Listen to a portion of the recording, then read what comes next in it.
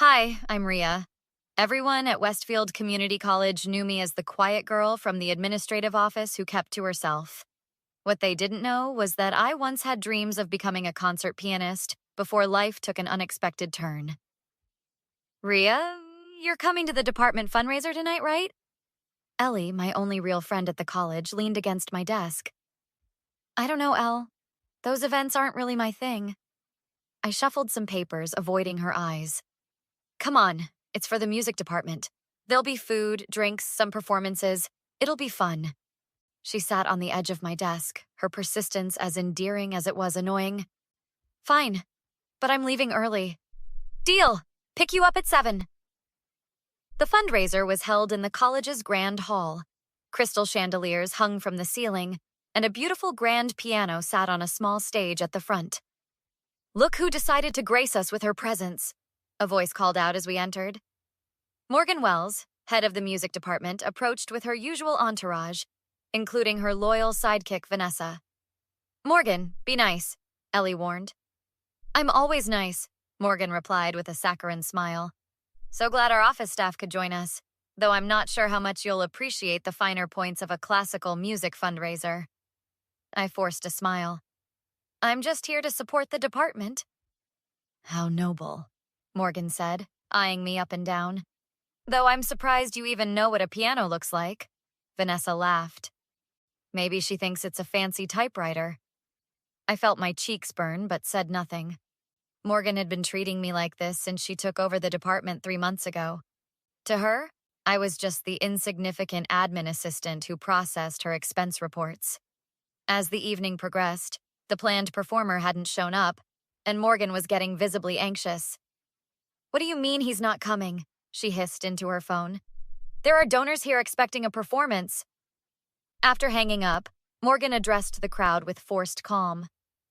Ladies and gentlemen, I'm afraid our pianist has been delayed. Perhaps we could... Why don't you play something, Morgan? Someone called out. You're always talking about your musical background. Morgan's smile tightened. I would, but my wrist has been bothering me. That's when her eyes landed on me. A slow, calculating smile spread across her face. I have a better idea. Ria, why don't you entertain us? The room fell silent. Excuse me? I said. Come on, it'll be fun, Morgan insisted, her voice carrying across the room. Everyone, our very own Ria is going to play for us. Morgan, stop it, Ellie whispered. What's wrong? Afraid of a little spotlight? Morgan challenged, loud enough for everyone to hear. Ria doesn't play, Vanessa said, laughing. How do you know? Morgan asked. Have you ever asked her? Or do you just assume she has no talents because she works in administration? People were staring now. I felt trapped. I'd rather not, I managed. Come on, Ria, Morgan persisted, gesturing toward the piano. Show us what you can do, or can't do. Either way, it'll be entertaining. James Chen, a prominent local music producer attending as a donor, stepped forward. Perhaps we should wait for the scheduled performer. Nonsense, Morgan said. Ria's going to show us her hidden talents. Aren't you, Ria? Something inside me snapped. After years of hiding, of running from my past, maybe it was time. I walked to the piano, my heart pounding in my ears. This should be good, I heard Vanessa whisper as I sat down. I placed my fingers on the keys, took a deep breath, and began to play. The room fell silent as I played the opening notes of Rachmaninoff's Prelude in G minor. My fingers remembered what my mind had tried to forget. 10 years of training before I'd walked away from music forever. Or so I thought. When I finished, there was a moment of complete silence before the room erupted in applause. I looked up to see Morgan's face, pale with shock. That was extraordinary, James Chen said, approaching me. Where did you study? Juilliard, for a while, I admitted quietly. You studied at Juilliard? Morgan's voice was sharp with disbelief. James handed me his card. I'd love to talk to you about some opportunities. We're always looking for talented musicians for our recording projects. As people gathered around me with questions and compliments, I caught sight of Morgan slipping away. Vanessa following close behind. Later that evening, Ellie cornered me by the refreshments table. "Why didn't you tell me you could play like that? You're incredible." "It's complicated," I said. "I haven't played in public for 8 years." "Why not?" "My parents died in a car accident on their way to my first major recital. I just couldn't play after that." "Oh, Rhea, I'm so sorry." "It's okay. Tonight actually felt good." "Well, Morgan looked like she wanted to disappear," Ellie said, a smile playing on her lips. "Speak of the devil," I muttered, as Morgan approached with Vanessa. "Interesting performance," Morgan said tightly, though I'm sure many found it a bit showy. "The standing ovation suggests otherwise," Ellie countered. "Lucky for you, James Chen was here," Morgan continued, ignoring Ellie. "Though I wouldn't get too excited about his interest. He makes empty promises all the time." "Is that what happened with you?" I asked innocently. Morgan's eyes narrowed. "I've heard things about you, Rhea. How you cozy up to department heads for favors. How you access files you shouldn't." "What are you talking about?" I asked, genuinely confused. "Morgan, stop," Vanessa said, looking uncomfortable. "No, Vanessa. She needs to know that I'm on to her. I know you've been looking into my expense reports." "That's literally my job," I replied. "Not the way you've been doing it." Morgan leaned in closer. "Watch your step, Rhea. One word from me to the dean and you'll be looking for a new job." As Morgan walked away, Ellie whispered, "What was that about?" "I don't know exactly," I said slowly. "But last week, I noticed some discrepancies in her expense claims. Nothing concrete, but enough to raise questions." "And now she's threatening you? That's suspicious." "Very," I agreed. "And I think it's time I took a closer look at those reports." The next day, I met with Professor Martinez, the former department head who'd hired me. "Morgan's been falsifying expense reports?" he asked, his bushy eyebrows shooting up. "I'm not certain yet," I replied. "But there are patterns that don't add up. Expenses for events that didn't happen, equipment purchases with no delivery records." "This is serious, Rhea. We need evidence." "That's why I'm here. I need access to the archived records." "What are you planning to do with this information?" he asked carefully. "The right thing," I answered, "through the proper channels." Later that day, I ran into James Chen in the parking lot.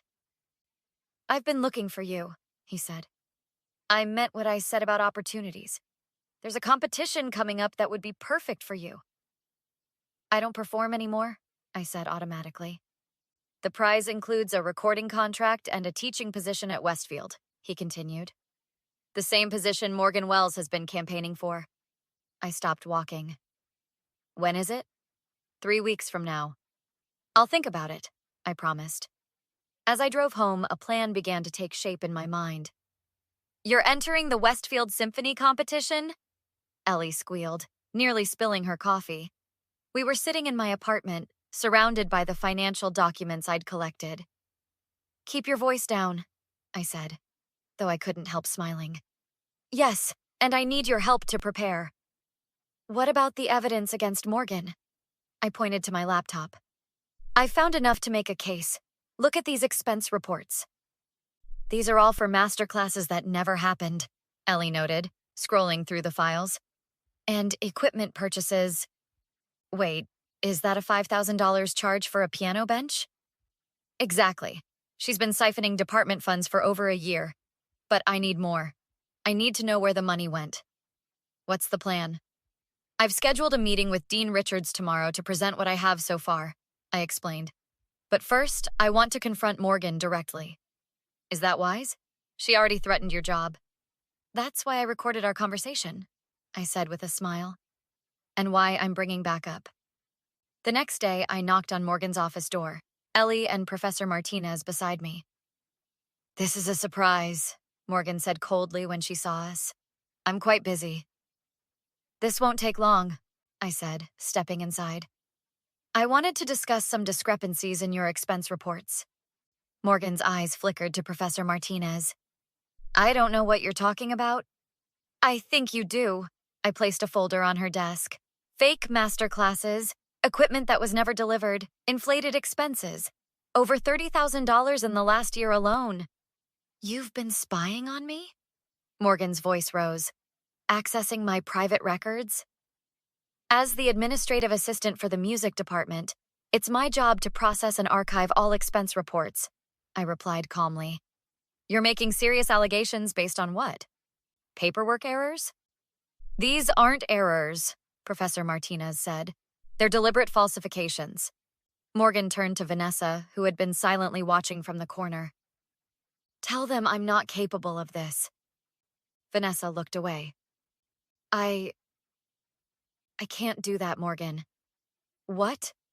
I saw you change the receipts. I helped you create fake invoices. I didn't know how far it had gone until now. You backstabbing little... Careful, I interrupted. Threats won't help your situation. Morgan slammed her hands on the desk. You think you're so clever, don't you? The brilliant pianist hiding in plain sight, just waiting for her moment to shine. You planned this? I didn't plan for you to commit fraud, I replied. Or for you to try to humiliate me at the fundraiser? You have no proof that would stand up to scrutiny, Morgan hissed. Actually, we do, Professor Martinez said. Vanessa's testimony, the paperwork trail, and the fact that the equipment you claimed to purchase doesn't exist. So here's what's going to happen, I said. We're going to meet with Dean Richards in 30 minutes. You're going to explain exactly what you did with the money, and you're going to resign your position. And if I refuse? Then we go to the police instead of just the dean. You're ruining my career over a few accounting errors? Morgan's voice cracked. Rhea, please. I made a mistake. I can fix this. We can work something out. Like you worked something out for me? I asked. By trying to humiliate me in front of the entire department and threatening my job? I'm sorry about that. I truly am. I was jealous and insecure and... Save it for the dean. I cut her off, turning toward the door. 30 minutes. You're enjoying this, aren't you? Morgan called after me. Getting your revenge? I paused at the door. This isn't revenge, Morgan. It's justice. As we walked out, Vanessa hurried after us. Rhea, wait. There's something else you should know. What is it? The teaching position that James Chen mentioned? Morgan sabotaged the previous candidate. That's why it's still open. I exchanged glances with Ellie and Professor Martinez. We need to add that to our report, I said.